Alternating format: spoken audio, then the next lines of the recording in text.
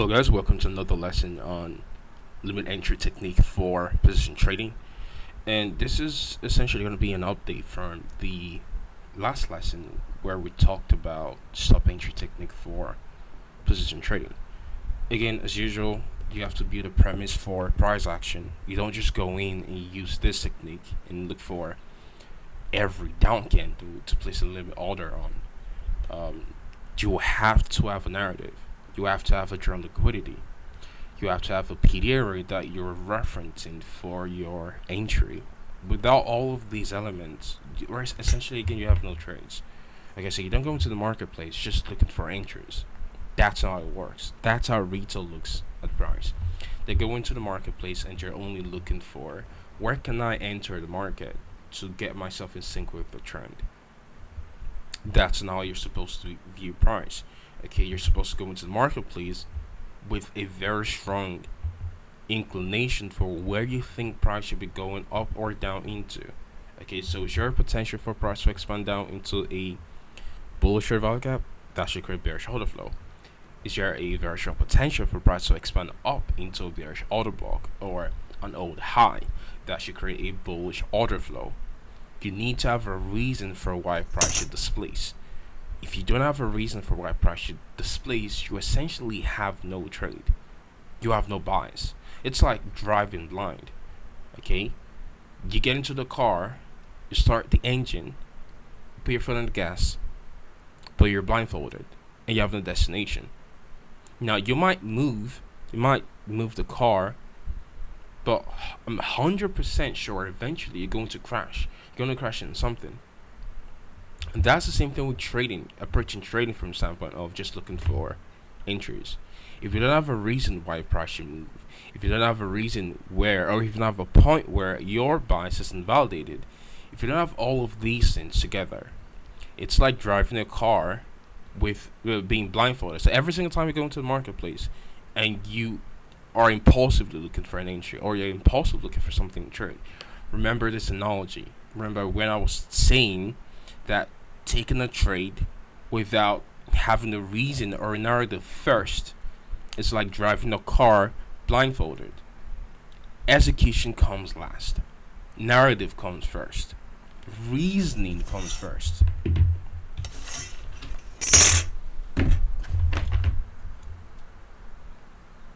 I'm going to repeat myself one more time so you fully grasp what I'm saying, because it's going to be important in your trading. Execution comes last in your trading. That's the last process. What you do first is you need to have a narrative. And the narrative has to be very strong and clear. And you have to be fully convinced of the narrative. So being fully convinced of a narrative means you have multiple confirmations to support your narrative. That could be COT, that could be open interest, that could be seasonals, that could be SMT, that could be treasuries. But there needs to be a very strong confirmation for your narrative. And once you have that, then the entry is the easier part. Now we're going to talk about the limit entry. And with the previous example, we need to have a target drawn liquidity. And in this example, we're going to use, again, the same example we used last time. We're going to use an old high. And like this, and we have a discount array in a range, and that could be a daily bullish order block. So that daily bullish order block is our discount array. And now what we'll do here, unlike the other one where we're looking for confirmation bias to execute our trade on a stop order, here as price approaches our PDA array, okay, on a down candle.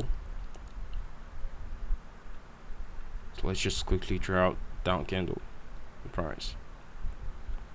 As price approaches our PDA array on a down candle, we don't put a stop order.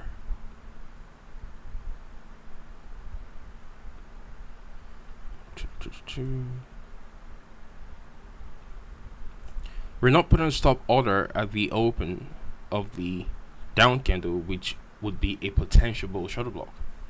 So what we're wanting to do here is, as we see the down candle to our discount array, we place a limit order for a buy at the closing price. Why? Just like, remember the daily candle where we talked about how a daily bullish candle should look like? Remember, a daily bullish candle is going to have the opening price, the initial run lower, which is accumulation for buys, the profit release phase, which is where the algo starts to expand up into a lower time frame premium, and then the distribution, which is where the high of the candle forms. So that logic is what we're bringing into our entry technique here. Okay, so we understand that we should see displacement away from that discount array. So what we do here is we place a limit order for a buy at the closing price, and then when the market opens up, what we're anticipating is that, again, daily, because we're anticipating bullishness, that daily expansion should come into play, and the initial run lower should trigger our positions for a buy below the previous day's closing price. And then we should start to see the expansion come into the marketplace for premium. Okay, that will look something like this. That initial run lower will look like a week to the downside, and then expansion higher. So this is the logic here.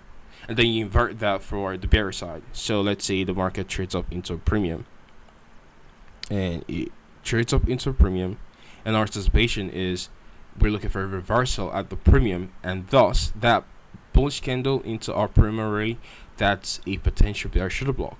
So what we do is we short the next run higher above the closing price of our bearish order block by placing a sell limit order there. So as the market trades up above the previous day's closing price, we're triggered on a sell, and then we should see expansion for our discount.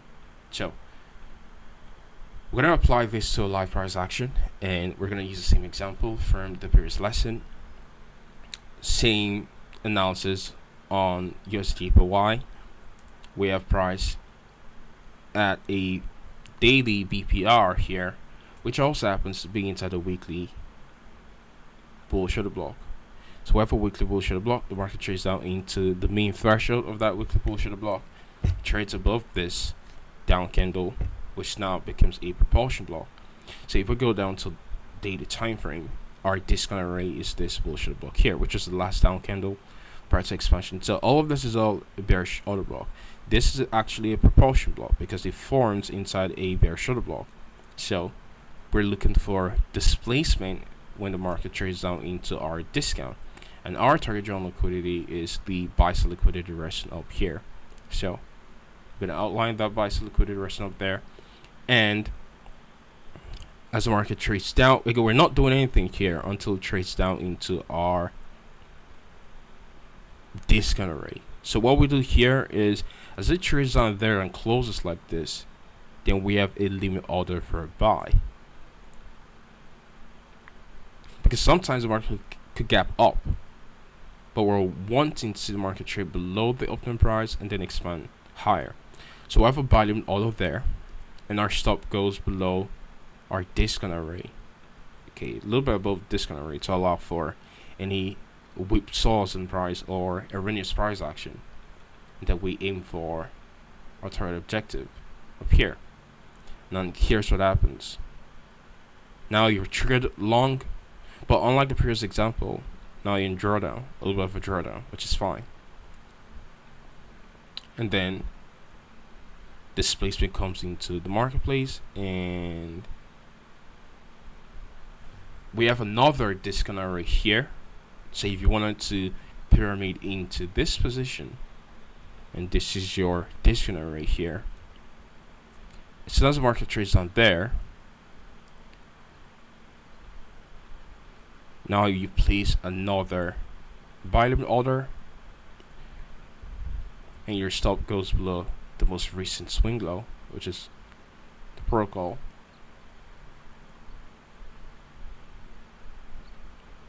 And your target objective remains the same. Now you're triggered on a buy here, and you get your delivery up into objective.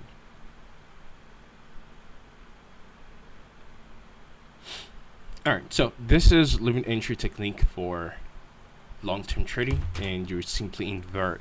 This example was for a buy scenario, and then you just invert this for a sell scenario, and it is also the same thing. So this is for those of you guys who are looking for entry techniques for long-term trading, and you can either use the limit entry technique or you can use the stop entry technique. Hopefully this lesson was insightful, and I'll catch you on the next lesson. Trade safe.